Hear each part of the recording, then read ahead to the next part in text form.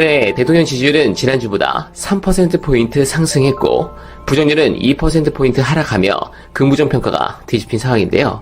아무래도 국민의힘이 대안 세력으로 성장하지 못하는 것과 개수된 똥볼로 인해서 더 이상 이들이 집권하면 안 된다는 국민적 의식이 반영된 것이 아닌가 하는 제 개인적인 합리적 의심을 하고 있습니다.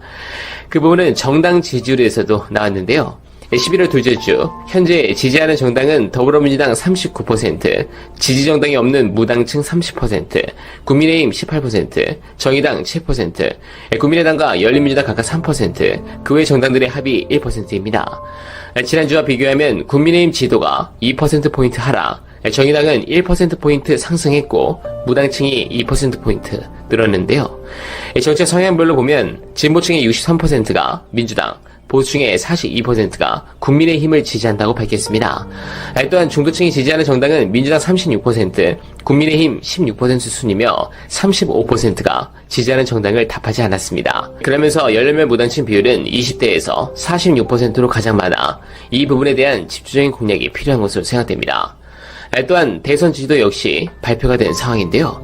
바로 직전 국민의힘 후보들을 다 날려버린 조사에서 윤 총장이 1위를 한 조사가 있어 중국집에서 회식을 하지 않았나 했는데 오늘은 책상을 쾅쾅 치지 않을까 생각합니다. 갤럽에서 차기 대선 주자에 대해 물은 결과 이 대표와 이 지사가 19%, 윤 총장이 11%로 나타났는데요. 기타 후보로는 안철수 국민의당 대표는 3%, 홍준표 무소속 후보는 1% 순으로 조사됐습니다. 4%는 그의 인물, 42%는 특정인을 답하지 않았는데요. 한국갤럽이 지난달 13일부터 15일 조사한 결과와 비교하면 이 대표 선호도는 2%포인트, 윤 총장은 8%포인트 상승하며 계속된 국민의힘 후보들의 주기 효과는 유효하게 진행되고 있습니다. 사실 지난 7월까지는 이 대표의 선호도가 20% 중반으로 선두였지만 이 지사 선호도가 8월부터 급상승하면서 여권 내 경쟁 구도가 형성됐는데요. 더불어민주당 지지층에서는 이 대표가 선호도 39%로 27%인 이 지사를 앞섰지만 해남분의 격차는 줄어들고 있어 차후 공조 출범이 늦어진다면 초기 예상했던 당대표 출마가 독이 든 선배가 될 수 있다는 부분에서 아마도 개혁 입법과 공조 출범에 당 지도부가 더욱 드라이브를 걸 것으로 판단됩니다. 반면 윤 차장은 지난달 국정감사 이후 차기 정치지도자 후보감으로 급부상했는데요. 지난 8월 9%였던 윤 총장 선호도는 9월과 10월 3%로 하락했다가 이번 조사에서 11%로 다시 올랐습니다. 특히 국민의힘 지지층에서 34%, 성향 보수층, 대통령 부정평가자 등에서 25% 내외가 윤 총장을 차기 지도자급으로 답했는데요. 평생 검사를 했던 사람이 외교, 안보, 경제, 민생 분야에서 국정을 책임질 인물로 초대할 정도로 국민의힘에서는 그만큼 인물이 없다는 것을 반증하는 부분인데 그들에게는 최악의 상황으로 흘러가고 있다라는 분석이 가능한 시점입니다. 마지막으로 2022년 대선에 대한 여론조사 결과는 현 정권 유지 위에 여당 후보 당선이라고 답한 비율이 47%, 전국 교체 위에 야당 후보 당선이라고 답한 비율이 41%였는데요. 가장 제가 볼 때 중요한 수치라고 보는데요. 총선과 달리 대선은 이 조사의 신뢰도가 높습니다. 한동안 계속 이렇게 이어가길 희망합니다. 이번 조사는 지난 10일부터 12일 휴대전화 RDD 표본 프레임에서 무작위 추출한 전국 만 18세 이상 1001명을 대상으로 전화조선 인터뷰 방식으로 진행했습니다. 표본 오차는 플러스 마이너스 3.1%포인트이며 응답률은 17%이며 자세한 내용은 중앙선거 여론조사심의위원회 홈페이지를 참조하면 됩니다. 네, 장담하는데 국민의힘에서 더욱 윤 총장에 대한 비토 목소리가 심해질 겁니다. 기대가 되는데요.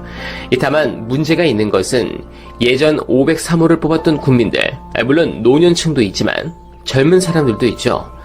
그리고 정치에 무관심한 분들, 대표적으로 안철수에 투표한 사람들도 있습니다. 바로 이들에 대한 실망감과 우려입니다. 정치를 조금이라도 아는 사람은 윤 총장에 대해 지지를 할 수 없죠. 합리적으로 생각한다는 말입니다.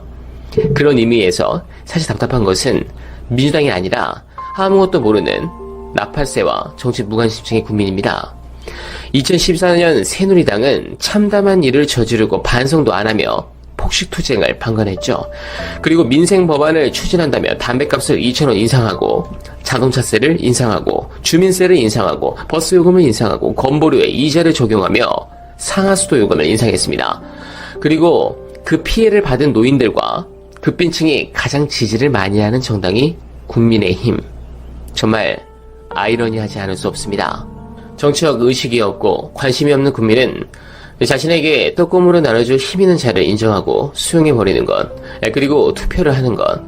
그래서 새누리당이 계속 노인과 저소득층에서 득표에서 유리한 포지션에 있는 것, 저는 굉장히 우려가 됩니다. 그들은 국힘당의 비리와 위법에, 그리고 재벌들의 비리와 위법에 막대한 돈을 다 먹는다고 비난하지 않습니다. 월급 200만 원을 확실히 보장받을 수 있다면 사장이 한 달에 수억 원을 번다 해도 상관없고, 기득권이 돈을 쓸어가도 신경 쓰지 않습니다. 자신에게 그 수많은 이익 중 아주 조금의 떡고물을 준다는데 무슨 상관이 있겠습니까? 그게 가장 아쉬운 부분이고, 제가 조금이라도 목소리를 내서 개선하고 싶은 부분입니다. 아마 그분들도 사회보장 또는 복지에 대한 믿음이 있다면 상황이 달라질 것입니다. 국민연금, 기초생활보장, 국민의료보험, 노령연금보험, 보육비 보조 등 거의 대부분의 복지제도는 김대중 노무현 정부 시기에 도입됐거나 완성됐습니다.